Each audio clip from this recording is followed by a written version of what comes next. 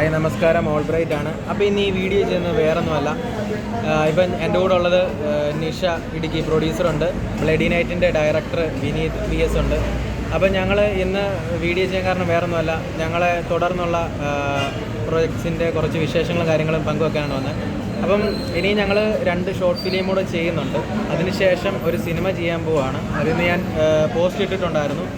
അപ്പം നിഷ ഇടുക്കിയാണത് നിർമ്മിക്കുന്നത്, വിനീത് VS ആണ് അസോസിയേറ്റ് ചെയ്യുന്നത്, ഞാനാണ് ഡയറക്ഷൻ ചെയ്യുന്നത്. അപ്പോൾ ചെറിയൊരു OTT സിനിമയാണ്, ആർട്ടിസ്റ്റുകളൊക്കെ ഉണ്ടാവും.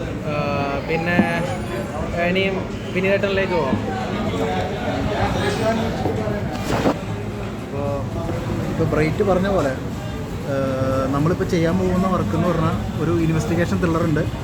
പിന്നെ നിഷയും ബ്രൈറ്റും കൂടി ഒന്നിക്കുന്ന ഒരു ആന്തോളജി മൂവി.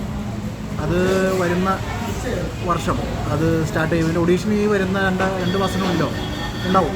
അങ്ങനെയാണ് നമ്മൾ പ്ലാൻ ചെയ്തേക്കുന്നത്.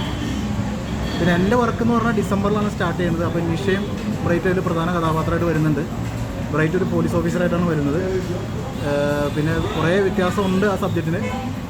ഒരു യഥാർത്ഥ സംഭവത്തെ കേന്ദ്രീകരിച്ച സംഭവമാണ്. നാഗർകോവിലുണ്ടായ ഒരു സംഭവം, അതിനെ കേന്ദ്രീകരിച്ച് വരുന്ന ഒരു ശാസ്ത്രീയ കുറ്റാന്വേഷണം, ആ ഒരു ഇതിൽ വരുന്ന, ആ ഒരു ജോണറിൽ വരുന്ന ഒരു സബ്ജക്റ്റാണ്.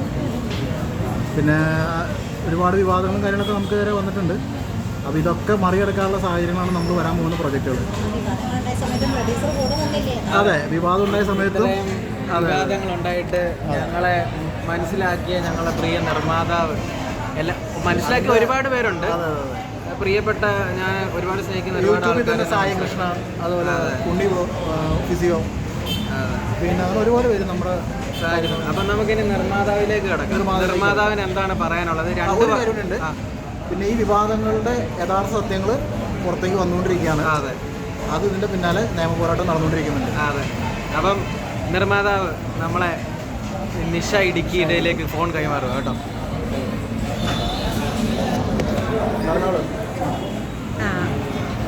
ഇനി അടുത്തതായിട്ട് ഞങ്ങളൊരു 2 ഷോർട്ട് ഫിലിമിന് ശേഷം സിനിമയിലേക്കാണ് പോകുന്നത്.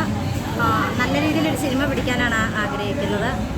അടുത്ത മാസം ഓഡീഷൻ ഉണ്ടാവും, ആർട്ടിസ്റ്റുകളുണ്ടാവും, സെലിബ്രിറ്റികളുണ്ടാവും, പിന്നെ ഒരുപാട് പുതുമുഖങ്ങൾക്ക് അവസരം കൊടുക്കുന്നുണ്ട്. അതിനുള്ള തയ്യാറെടുപ്പിലാണ് ഞങ്ങൾ.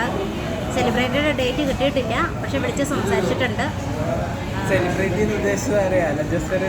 അല്ല, ലാലിൻ ജോസ് പെരേരയല്ല. ചിലപ്പോൾ തമിഴ്നാട്ടിൽ ഒരാളുണ്ടാവും. പിന്നെ ഇത് വെറുതെ പറയുന്നല്ല, കാര്യമായിട്ട് പറയുന്നതാണ്. ഞാനാണ് നിർമ്മിക്കുന്നത്, അതുകൊണ്ട് ഉറപ്പായിട്ടും ഇത് നടക്കും. ജനുവരി ഫെബ്രുവരിയോട് കൂടി ഷൂട്ട് ആരംഭിക്കും. ഞങ്ങൾക്ക് ഓഡീഷനും കാര്യങ്ങളുണ്ട്. അതിനാണ് മുൻകൂട്ടി നേരത്തെ തന്നെ വീഡിയോ ചെയ്തിരിക്കുന്നത്. അപ്പം ഓഡീഷൻ്റെ സമയം നമ്മളെല്ലാവരും അറിയിക്കും. പുതുമുഖങ്ങൾ ഒരുപാട് പേര് കയറി വരണം. ഇതൊക്കെയാണ് എനിക്കും പറയാനുള്ളത്. നിനക്കൊന്നും പറയണ്ടോ? അപ്പം അലിയേട്ടൻ്റെ പെണ്ണ് ആൻസി, ബ്ലഡി നൈറ്റ് 2 വർക്കുകളും നിഷയാണ് ഏറ്റെടുത്ത് ചെയ്തത്. അപ്പം അതെ, ഈ വർക്കുകളും. അപ്പം വേറൊന്നുമല്ല, എന്താ പറയുക, വിവാദങ്ങൾ ഒരുപാടുണ്ടായി. അപ്പം വിവാദങ്ങളൊക്കെ ഞങ്ങൾ തരണം ചെയ്തു വന്നു.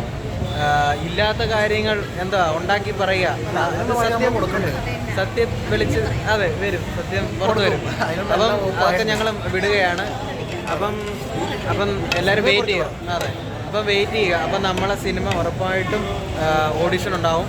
അപ്പം ഞങ്ങൾ കൂടുതൽ പുതുമുഖങ്ങളെയാണ് നോക്കുന്നത്. ആ പേര് ഞാൻ പറഞ്ഞില്ല, നമ്മൾ നിന്നെ വെച്ച് ചെയ്യാൻ പോകും. അതെ, അതിൻ്റെ പേരെന്ന് പറയാം.